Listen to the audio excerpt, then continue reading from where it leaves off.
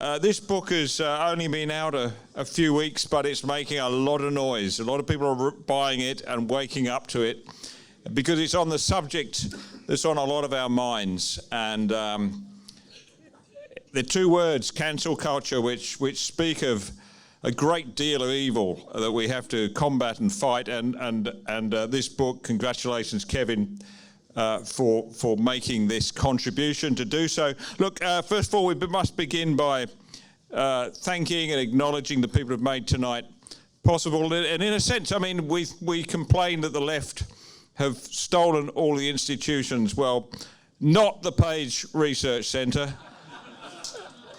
Thanks to great Christian Jenkins. Thank you, Christian, who had a big role in putting this on. Not Wilkinson Publishing, Michael Wilkinson, who's producing some fantastic books. No sign of him going woke just yet. Certainly not the Menzies Research Centre, and we're glad to have a peripheral role here. Very, very definitely not The Spectator magazine, which has been a solid magazine for 150 years or more, and the great Rowan Dean is here tonight, the custodian of this fine product. I don't... Occasionally on a Sunday morning, I'll just see hints that he might be turning a little bit left, but he always corrects his path. Rowan, thank you. Certainly not Sky News. So that's by way of saying there are many, many institutions here and many great people that are prepared to stand up for independence, for freedom, for the rights of the individual. So that's what we're here to do tonight. On the thank you front, thank you also to Tim James from Menzies Research Centre for doing all the work here and organising this. We have, of course, many distinguished people here whom I must acknowledge, starting, of course, with the GLA, the greatest living Australian, Mr. John Howard.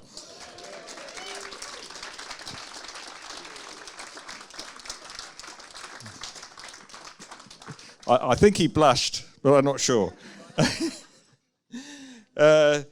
Senator Michael Bohm, terrific, a great stalwart of the Senate, and a great warrior for common sense. Much underrated, your contribution. Thank you, Michael, and welcome to tonight's proceedings. Another great, brave man who stood up in some very difficult forum, winner, I think, of the Donnelly and the Lion's Den Award for his appearance on Q&A, Lyle Shelton, the former head of the ACL, and soon we hope to enter the upper house here in New South Wales. Welcome to everybody, and thank you very much to Clubs New South Wales for hosting this event. So to tonight's guests, first of all, we'll be hearing from a distinguished panel moderated by Rowan. Of course, there will be Kevin Donnelly will be up in a moment. Now, cancel culture is a very insidious thing, and the left, personified, if you like, by James Merlino, the new leader of the Victorian government. James Merlino was so desperate to stop this launch happening that he threw a curfew around Melbourne under the... but it wasn't to stop Kevin. You've all seen the film The Great Escape. With 5 minutes to spare, Kevin approached the River Murray on the motorbike, right over the top. Welcome, Kevin. So glad you could make it here.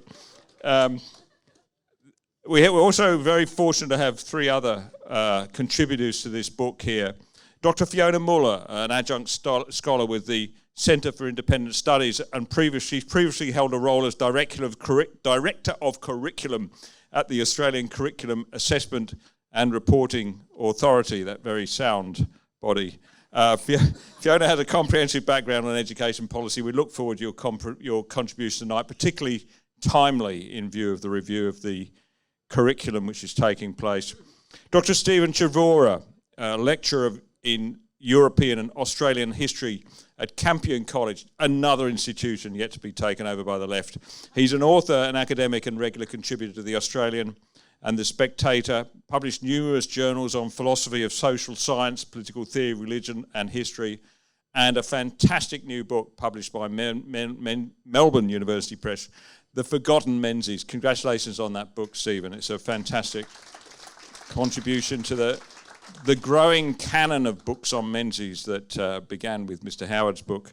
Dr. Anthony Dillon, many of you will know, postdoctoral fellow and researcher at the Institute of Positive Psychology and Education at the Australian Catholic University. Anthony's an avid researcher of Indigenous health and applied psychology, an outspoken commentator, that's to say it mildly, on Indigenous affairs, and a regular contributor to the Australian and Sydney Morning Herald and the ABC. Now, we have to get these proceedings underway.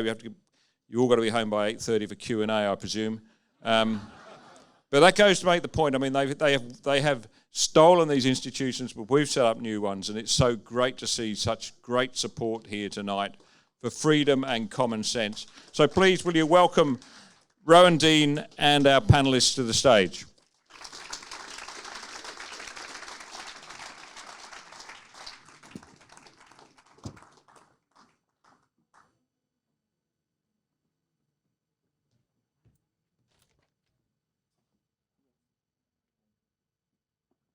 Good evening. Is the microphone? Yes, the microphone's working. I'll just put that up there. Now, I'm very, very disappointed that it's a crowded room this evening, because my opening joke was that nobody turned up because it had all been cancelled.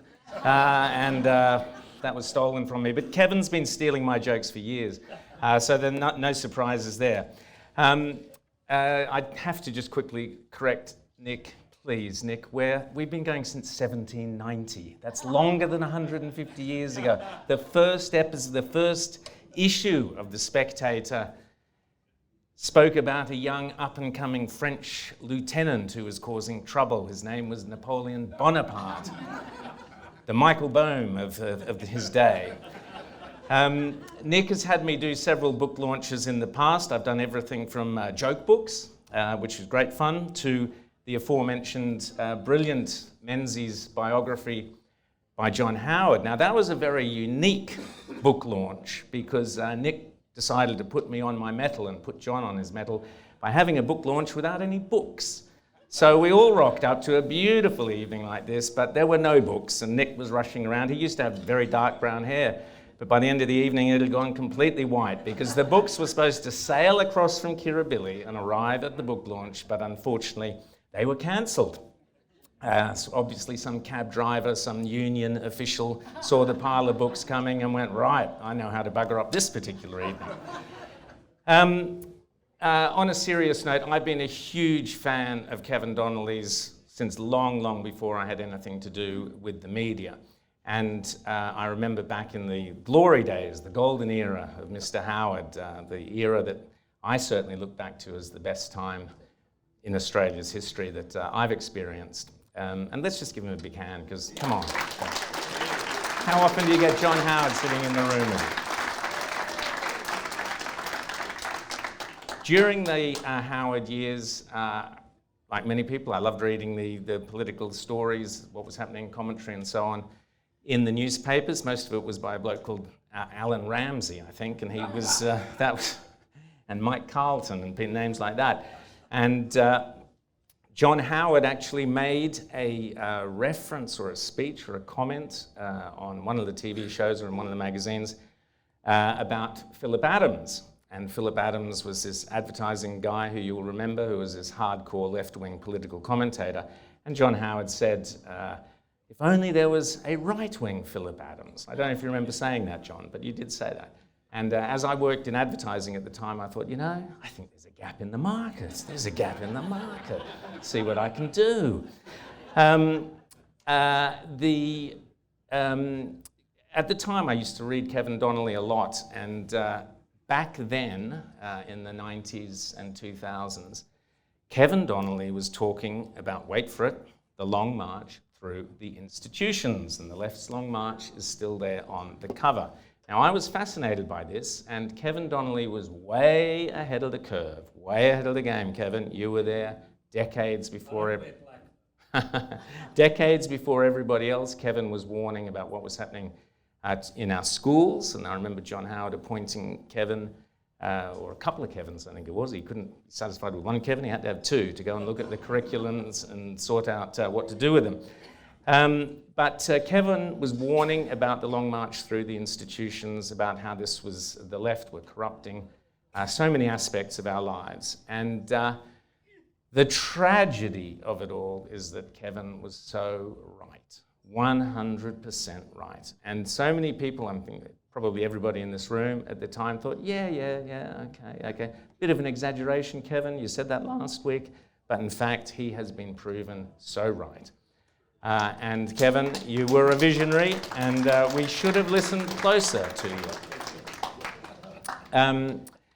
The long march through the institutions we could talk about all night, but in specific, cancel culture is the name of the book, and that's what Kevin has compiled a series of essays about.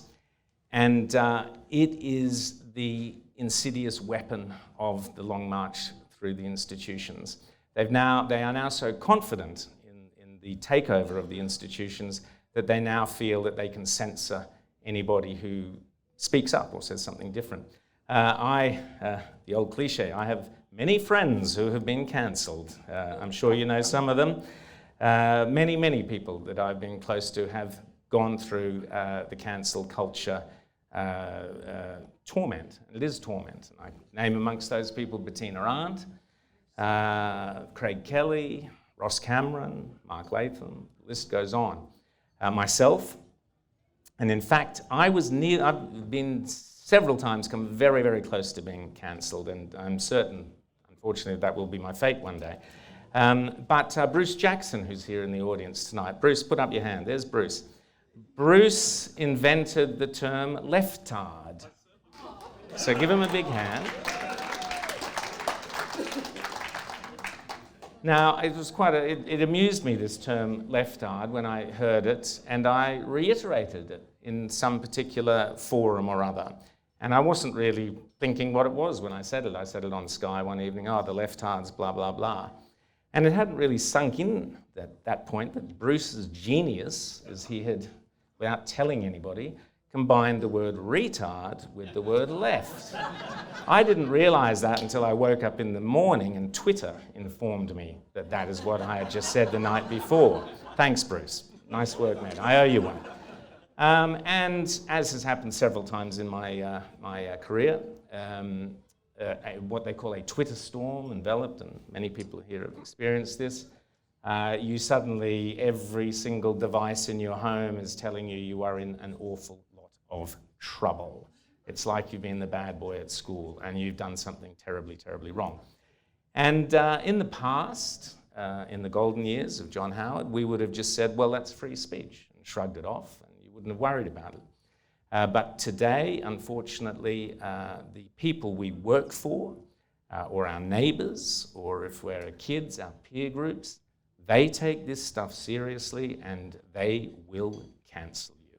We live now in an era of the Crucible. Watching the Crucible, the brilliant film that had Daniel, what's his name in it, you sit there and you think, yes, that's exactly what's happening. You know, Goody Proctor and all this stuff and pointing the finger at you. That is what happens. It happens all the time. And it's, if you are a victim of it, it can be absolutely devastating. And the destructive power of, it's not the mob, it's the people who go along with the mob. It's the people in positions of authority, the bosses, the companies, the corporations, the others who go along with it. That's what we need to talk about. We need to address how to fight cancel culture. But it stems, just very briefly, although Kevin, as I said, he's always ripping off my gags, I did do a little short thing on cancel culture last year on Sky, and not knowing that Kevin was going to do a book of exactly the same name. Who'd have picked it? You know, I did a TV show, he did a book. Anyway, in our little 30-minute thing on cancel culture, I interviewed a young girl. We were doing the statues all being torn down and that sort of thing over in Hyde Park, and the statue of James Cook. And stopping people in the park and saying, do you think the statue should come down, et cetera, et cetera. And this one particular young girl, university student, it goes without saying, said, yes, it should be torn down if that is what they want. And I went, who's they? Perhaps Anthony can tell us more about this, but she said, if Indigenous Australians want the statue to come down, the statue must come down. I said, what's it got to do with Indigenous Australians if the statue comes down or not? What do you think? And she said, well, I think whatever they think. I said, well, what do you mean? Why? She said, I'm an ally. What's an ally? Well, I'm an ally of Indigenous Australians. What does that mean? That means that I will do whatever they tell me. Okay. So do you live in a house? I said, yes, I do. I share a flat. Do you own it? No, I'm renting it. If you owned it, would you give that to Indigenous Australians if they asked for it? And she said, yes, of course. So the mindset in the youth of Australia, and this goes back to Kevin's endless complaints about education, the mindset of the youth of Australia is that they are guilty of some abhorrent sins to Indigenous Australians and must be punished and must do whatever Indigenous Australians tell them to. Of course, it's not Indigenous Australians who are telling them. It's left-wing activists and neo-Marxists within the education system abusing the trust that people have in Indigenous Australians. That's me. Let's get into the discussion now. Thank you.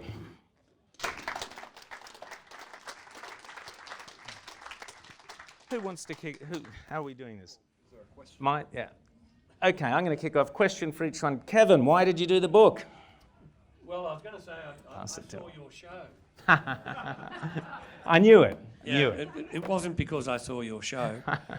Many years ago, and I'll be brief, I was teaching down in Melbourne at a place called Marylands, and for my faults, I was a member of the Victorian Secondary Teachers Association back in the day, who were a well-known Maoist group of teachers and activists. And I think John Howard knows this, I've used it before. Dad was a communist, and I was in the Eureka Youth Movement as a kid. And it often takes those who have been brought up in the left to realise how destructive it is. But luckily Mum was a good Catholic, so I was saved. I found God's grace. But at the time of teaching, Joan Kerner, or Mother Russia, as I call her, gave a talk at a Fabian Society where she actually argued, and God bless her, she was up front. I mean, she was an old-style Marxist who wasn't afraid of telling the truth. She said education had to be used to overthrow capitalism at a Fabian Society meeting in Melbourne. And she started to do that. She got rid of the old high school certificate. She didn't want any examinations based on academic studies, you know, the Western tradition. She was very powerful as Education Minister and then Premier. And at the time I realised, luckily I was doing post-grad work, that it was happening in literature, and Fiona can tell about this more than I can, but in literature back in the 80s and 90s, what we call the literary canon, which does evolve, was being trashed by critical theory and post-structuralism and deconstruction. So I suppose I was lucky, I was living it. And because I was living it, I kind of knew where it came from. And that started me on a journey. And as we know, we're all on journeys. And later we can hold hands and we can share our narratives. Brilliant. Okay, Anthony, let's talk about, as I said, a lot of cancel culture comes into play nowadays if you dare say anything against the orthodoxy, and that can be on any issue, whether it's same-sex marriage, whether it's Indigenous Australians, whether it's climate change or whatever. If you break from the orthodoxy, they will try every possible way to silence you. If you happen to work in an office, bad luck, you'll probably lose your job. Anthony, your part of the book dealt particularly with the Indigenous Australians, but tell us your thoughts on cancel culture more broadly and then bring it back to Indigenous Australia. Okay, so just more broadly, these people who are into cancelling, what are they so afraid of? I mean, if they disagree with someone, why not say, look, I disagree, and these are the reasons why? But if you're in a weak position, you obviously don't have a good argument. So it is so much easier to, one, be offended and just say, I'm offended what you said or did. I'm offended at that drawing, that cartoon, that joke, that painting, whatever. And keep in mind, offence is always taken, never given. Thank you for that applaud. Thank you. So it's basically an act, and it gets rewarded. My response has always been, take as much offence as what you want, but unless you can find some fault with my view, please allow me to express it. And so, of course, we've got institutions who, as soon as they hear someone say, I'm offended or whatever, they've got to bend over backwards to cater to them. And, of course, that just reinforces weakness. And so bring it to the Aboriginal topic.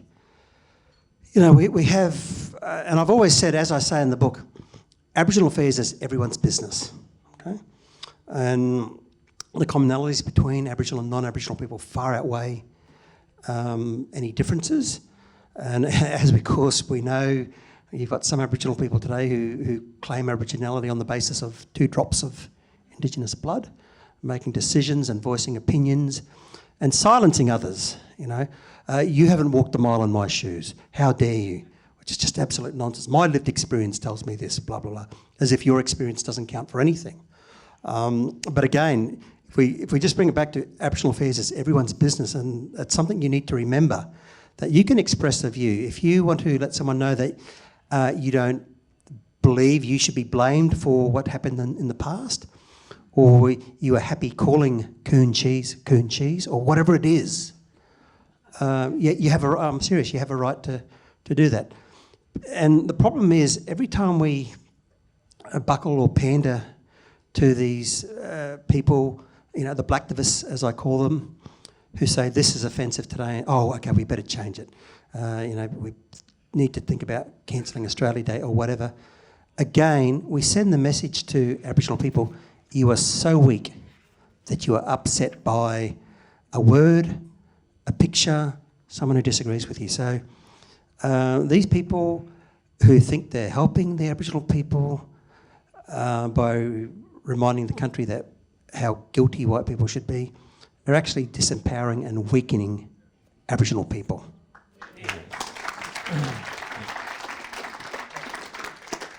Before we get to Fiona, I'll just point out, many of you will know this, but many of you will not, that Anthony, Dillon and I first met at Bill Leak's, and Anthony was a great friend of Bill's.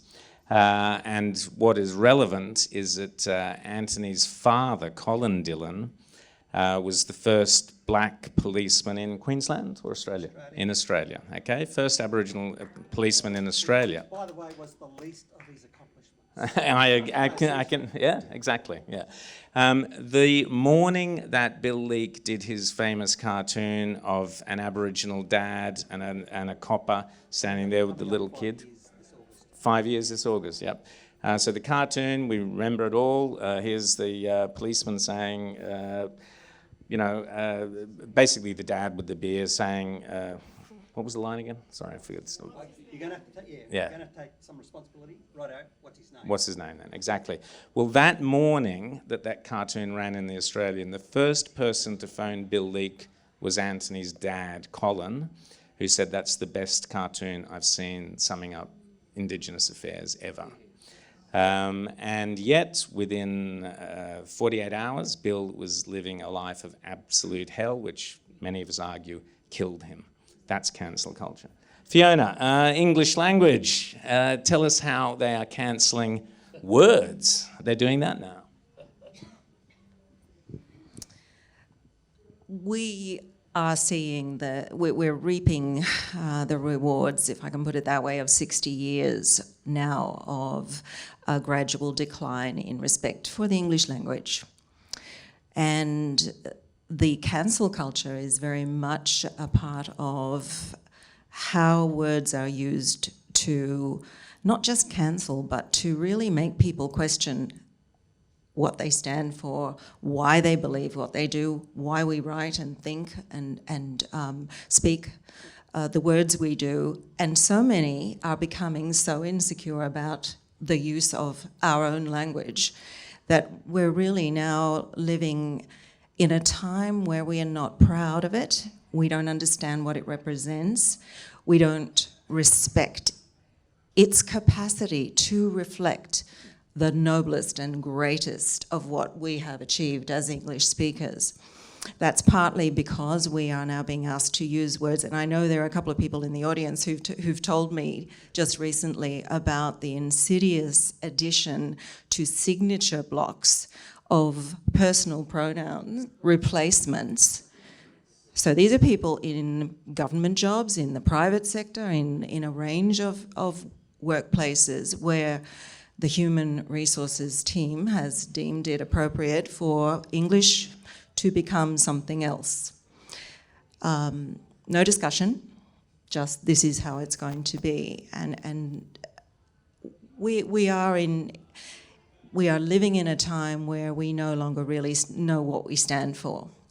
So, and language, of course, is our great means of expression. It is who we are. It is millennia of ideas and ideals and debate and exchange. And the saddest thing for me is over 30 years of teaching, and Kevin and I have known each other a long time and we've often discussed this.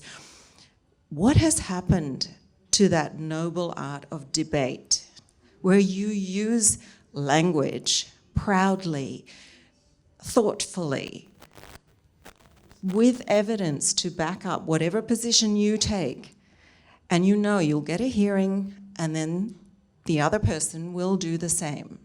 Present their case, try to make a case, and together you will hopefully reach some kind of agreement, disagreement, agreement, but it'll be respectful and careful. And I think that's the cancel culture I'm most concerned about, that we are losing our language, the beauty of our language. We're no longer sure about what it even represents. Thanks, Fiona. And it's, as Kevin will tell you, the reason they're destroying the language is because you destroy language, you destroy ideas. And without language, people can't express themselves. And the assault on this personal pronouns rubbish and words like mother being banned and guys and all that crap is obscene, but it's all linked. It's all linked. It's all part of the same assault on our ideas and our morals. Stephen, what do we do to go forward? How do we get forward? How do we solve this? Yeah. Well, there's no guarantee that it can be fixed, but the best way forward is first of all courage culture. Actually, Ben Davis, who does things for The Spectator, I think he coined a term called coward culture, and he said cancel culture sort of subsists on cowardice, that people are too afraid to stand up to usually a minority of people in an HR department or a minority of activists.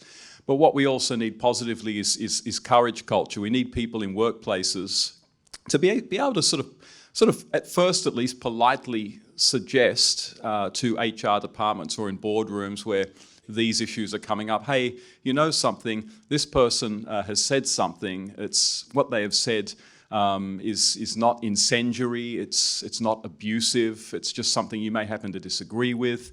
Can we just live and let live? I mean, we basically need people to just stand up and say, hey, this is Australia, it's a liberal democracy. What that means is we have all these freedoms, and one of those freedoms is freedom to speak our minds. And that means that sometimes people are going to say things that you don't like.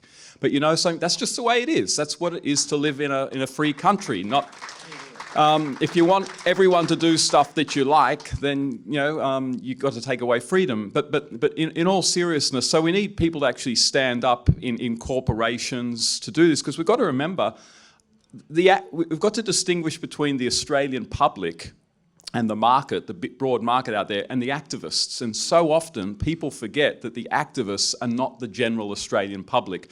I'd love to say that the general Australian public is 100% behind freedom of speech. Most of them are, but the fact is probably most of them are, a lot of them are just very indifferent. So what that means is that if corporations or anyone else decided not to cancel someone, it wouldn't have any impact on their bottom line at all. It would just ruffle the feathers of a handful of psychotic activists. So who cares about them anyway?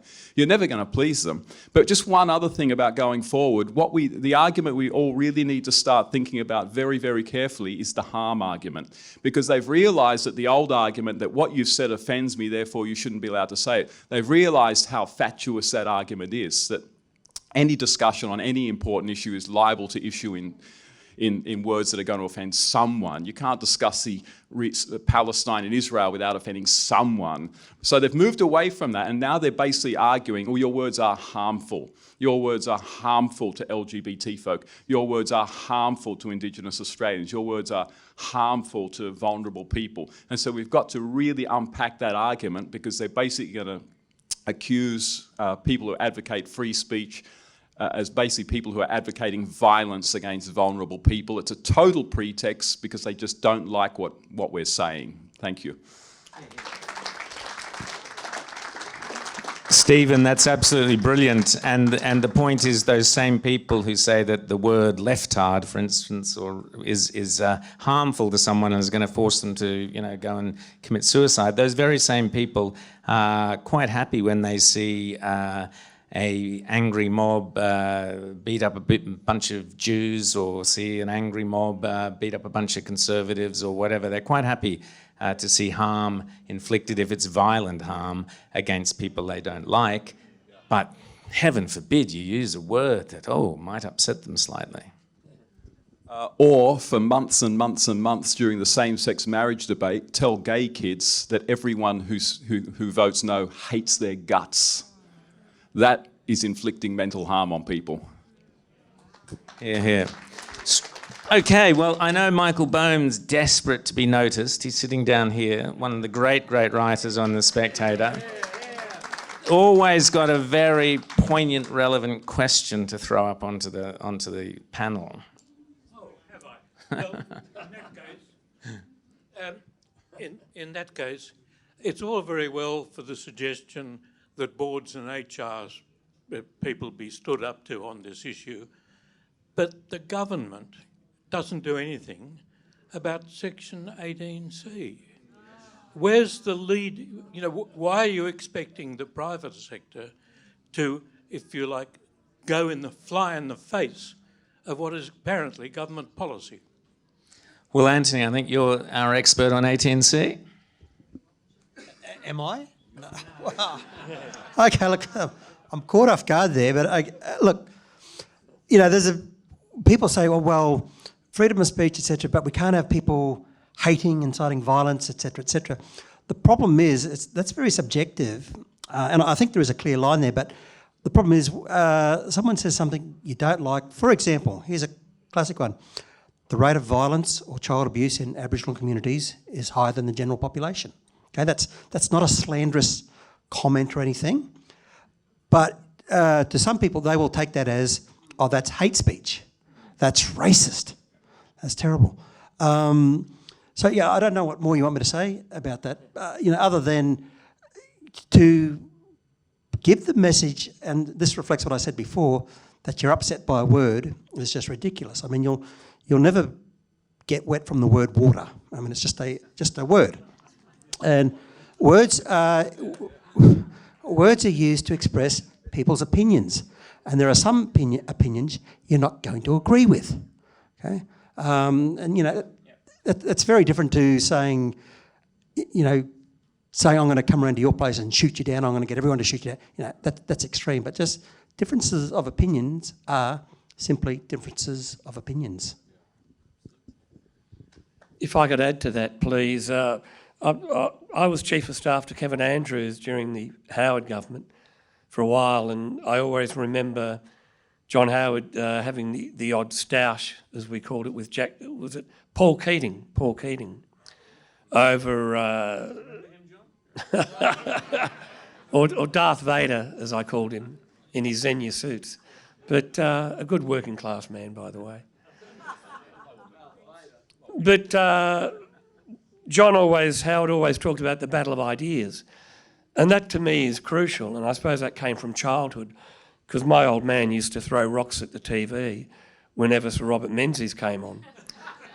And we had lots of arguments and debate around the dinner table when people actually sat around the dinner table and argued the case. But the battle of ideas is crucial, it's critical.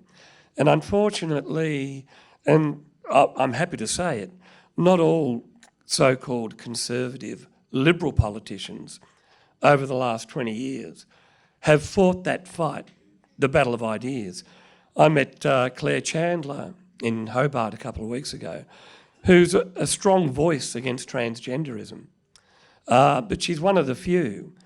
So my argument is, and I accept what you said, about if politicians, so-called conservative liberal politicians, don't fight the battle of ideas, then we're behind the eight ball. One of the things I learned as Chief of Staff is that great ideas come out of the Minister's office. But when they're translated, after they're translated by the bureaucrats, and after they get, for example, into the classroom, it's often the opposite of what the Minister intended. So I'm not saying you abolish the public service, by the way, or that you get rid of a CARA, but maybe that's a good place to start. May I just make a quick comment? On 18C, this was actually in a conversation I had just a few weeks ago over a coffee, a sad half an hour, I must admit, with one of the academics who contributed to the chapter I've written for this book. The gentleman is one of the most erudite, thoughtful, perhaps a little old-fashioned academics you could want to meet, absolutely committed to teaching Old English and Middle English literature in the great ways that he himself learned to, and with all of the respect for the evolution and of ideas. He and I sat together, and he told me about how he had been forced to resign from the university because he was being ground down by students accusing him of toxic masculinity and of being a member of the white patriarchy that simply could not understand the challenges of life in the 21st century. He considered taking legal action against those students, consulted 2 different sets of legal experts, but was advised that he would not win. And Fiona, that goes to the point, as I was saying before, that the left are quite happy to see violence, firstly against Jews, then it'll be against white people, men, then it'll be against white women, and so on. They're quite happy to dehumanize people because of words like toxic masculinity, because of words like concepts like the patriarchy or colonialism or imperialism. Once these labels are stuck on someone, they then become, it's like sticking a yellow star on someone. It's like saying, you can be targeted by us. And that's what's happening. And it's really sinister. Any questions? Yes, the lady here. Hi there, my name is Anjali. I'm a recent arts law graduate and a young professional. My question is, where do you see the phenomenon of cancel culture heading? David Brooks recently wrote in the New York Times that, like other movements out there, it will only start to command a modicum of passion and commitment, and it will eventually thin out. Do you think this is the case, or do you think this totalitarian threat will continue to undermine our values, our history, our education systems? Thank you. Stephen. Yeah, thank you. I think it has a very good chance actually of getting worse, particularly if the ideas that animate a lot of cancel culture, which is sort of critical theory, cultural Marxism, reducing everything to harmfulness, continue to take root in schools and in the minds of those who come out of universities. I kind of see it like this. You know, up until sort of 1829 in England, Catholics were not allowed to join the English public service. They were not allowed to take degrees in universities. They were not allowed to stand as MPs. They were basically excluded from a lot of the civil rights in society. They were allowed to live, and they were allowed to practice their religion, but with some restrictions. But basically they were excluded from public and civil educational institutions. I can honestly see a time where those who don't go along with the Great Awakening will find themselves also excluded from all those sorts of institutions. They won't be able to take jobs as doctors, as nurses, as school teachers. They won't be able to get jobs in academia. They won't be able to get jobs in various other sort of public services. That's where I could see it going. It could even be worse than that. But sadly, the reason I see it going that way is that there's a lot of apathy out there about this. We're trying to fix that, but it might get better. Maybe it can be fixed, but it's not a guarantee. But that's sort of where I see it. That basically those who aren't woke sort of become the new Catholics, if you like, basically tolerated to a point, but excluded from a whole lot of institutions. Yeah, anyone else? Yep. I think Stephen's right, but I think I'd take issue with the one word tolerated. I don't think they will be tolerated. We will be tolerated. Who's got another question? Yes, the gentleman there.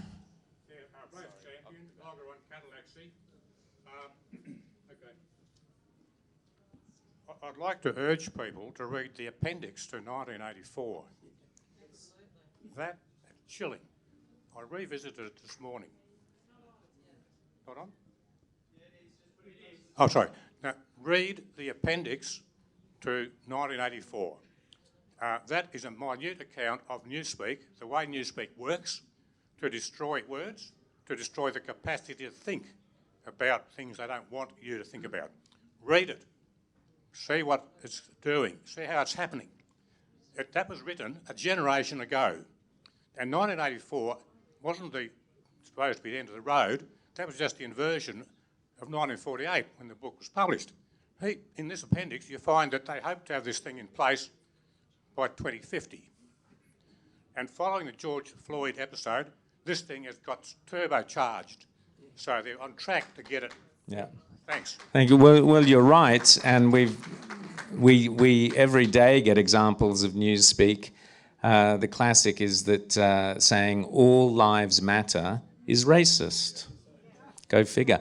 Yes, gentlemen. Sorry. Yep. Sorry to interrupt, but just quickly, the chapter I wrote, I begin with George Orwell, and he made the point that if thought controls language, language controls thought. And when you read about 1984, war is peace, freedom is slavery, ignorance is strength. When you read about what Winston does and his friends in the Ministry of Truth, it's appalling, but it's all there. And whether it's doublethink, the idea of cognitive dissonance, that people who support Palestine or Islam don't worry about how women are treated. And often they're feminists, but they don't worry about that. Whether it's cognitive dissonance, whether it's doublethink, whether it's 2 + 2 = 5. I mean, it's appalling, but it's happening now. In the national curriculum, we now have Indigenous algebra, and I've been asked a couple of times, what does that actually mean? I have no idea. You know what Indigenous algebra is? No, and I doubt if any of them would know what it means either. You know, it's probably something they've created, you know, a bit like a dot painting. You know that it's, you know, it really wasn't Indigenous, but. Yeah, sorry, the gentleman there. Yes, standing up.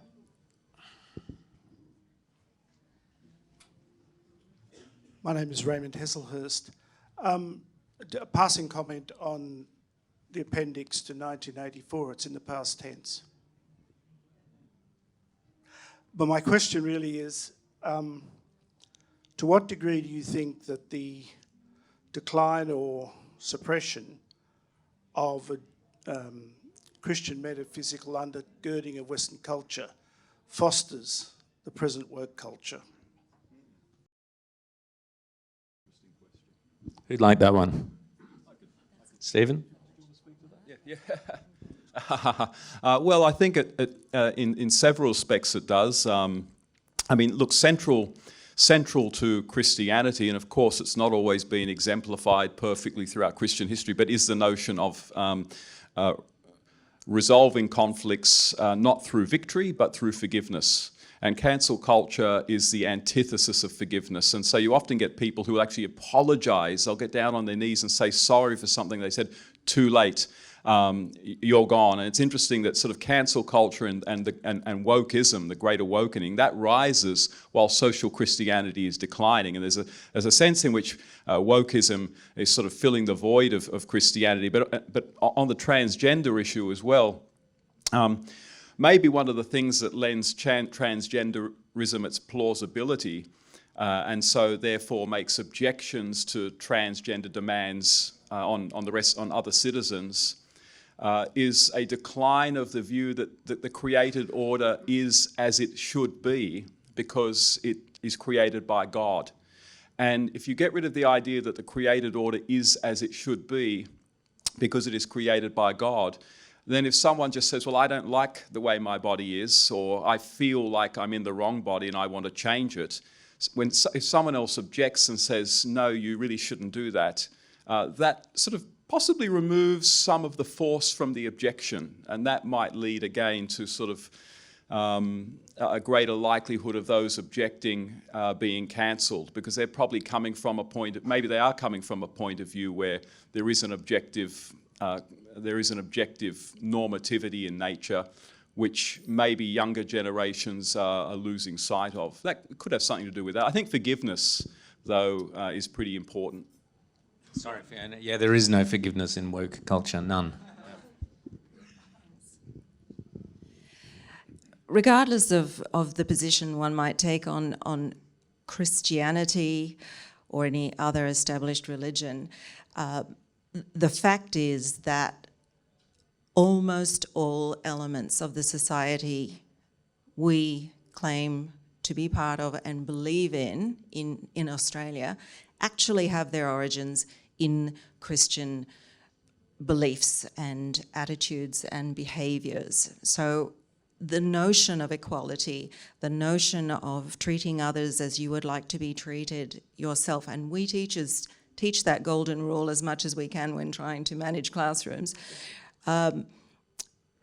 Respect, tolerance, all of those things. I mean, I know I'm telling you probably exactly what you have always known, but in my work with teachers over many years, trying to explain that one of the reasons for emphasising the Judeo-Christian heritage through literature in particular, with all of the beautiful language that comes with it, and including some study of the Bible right through the Middle Ages, through the Enlightenment and so on. The reason for being conscious of all of that tradition is because we live our lives according to those precepts. And that's what we've forgotten. Just one last question over here. Sorry. Could I just say one thing? I've heard so much positivity from the panel tonight, and I just want to say thank you. And what hope do we have for the future? I just want to hear from you, Stephen, if that's okay. You heard the man? Yeah. Sure. You do my job, I don't. No, I think there's a lot of hope, and I think where a lot of the hope lies is in the rise of alternative forms of media to what you would find on commercial television. I would actually include Sky News in that hope as well. But when I was going through high school, I remember one of my teachers was a Marxist. And I had sort of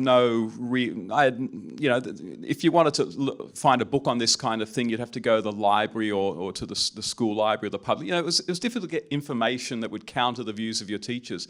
That's in the past. Nowadays, if you go online, there is so much information for students to learn alternative views on all the things they're learning in high school, all the things they're learning in university. It's really quite incredible. You've got you've got in America, you've got your Ben Shapiro's, you've got the Daily Wire, you've got Jordan Peterson. Here in Australia, you've got folks on Sky News, and you've got great people doing other sorts of shows like The Good Source. You've got Joel Jamal doing fantastic work. So there's just so much information out there. I think there's a lot of hope, and I actually, conservatism among the youth now is kind of like the new punk rock. It's the new rebellion. If you want to be rebellious. Well, and you know who's a Johnny Lydon, Johnny Rotten. He was a Trump supporter. That's all I need to say. Well, I think John Howard, this is a pin through the nose would be good. A mohawk for John Howard as the sort of godfather of the new punk conservatism, I think, is the way we go. Torn T-shirt, John. I think you'd look terrific. That's it. Kevin is desperate to get back to Danustan because he finds the air a bit too fresh up here in New South Wales. Yes, and there are no pregnant women being tackled to the ground and handcuffed up here, Kevin. So obviously we've got a lot to learn from Victoria. Thanks so much for listening to us. Buy lots and lots of copies of the book, because the more copies you buy, then the happier Kevin is. And also the fight continues. Sorry? Page.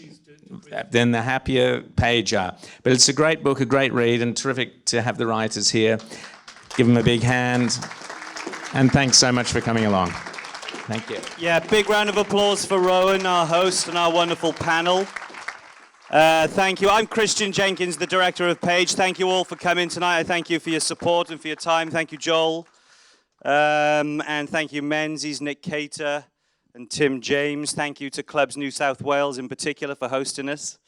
Thank you all. I should just say before you leave, you're all on my list, so there's no point in you going back to work tomorrow because you won't be admitted because you've all lost your jobs. You're cancelled. But before we go, I'd like to invite the Honourable John Howard up to the stage just to say a few words in way of closing. If you give him a warm welcome, please.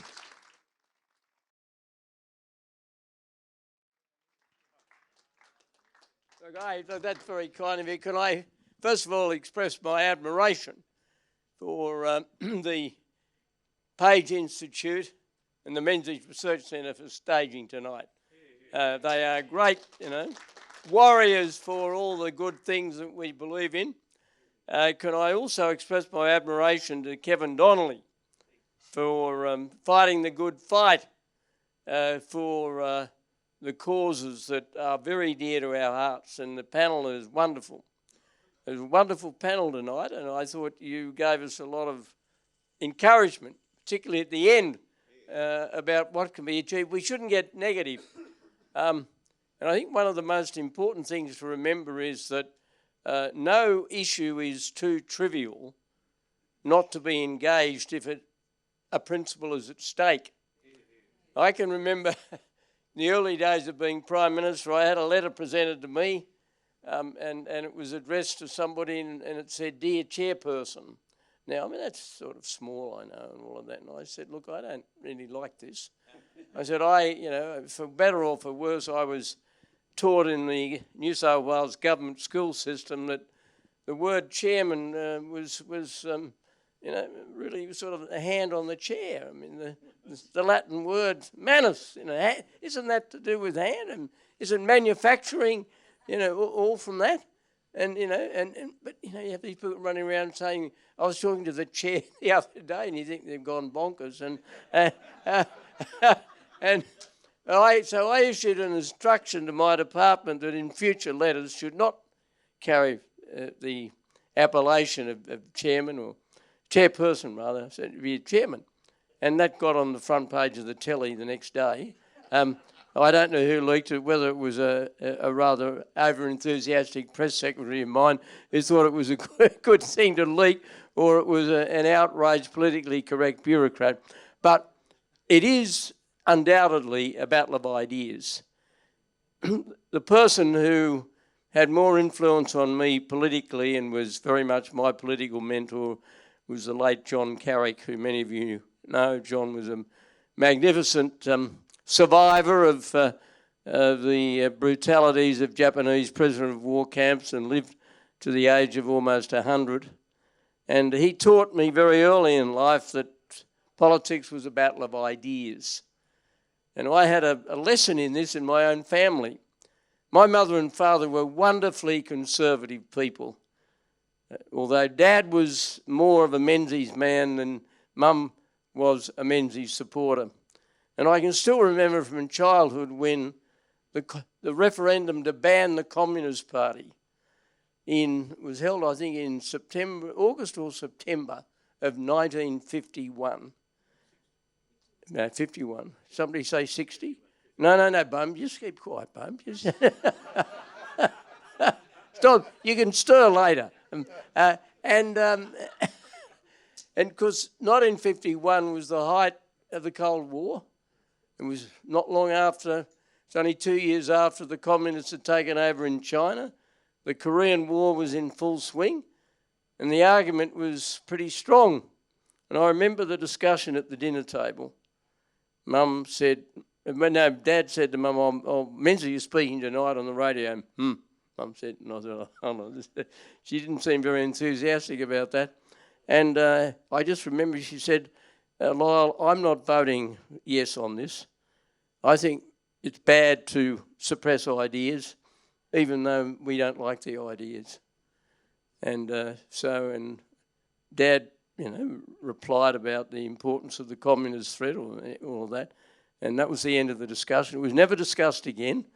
And I'm absolutely certain it was the only occasion in their lives together where these staunch conservative people ever disagreed. But that, to me, was a lesson in the battle of ideas.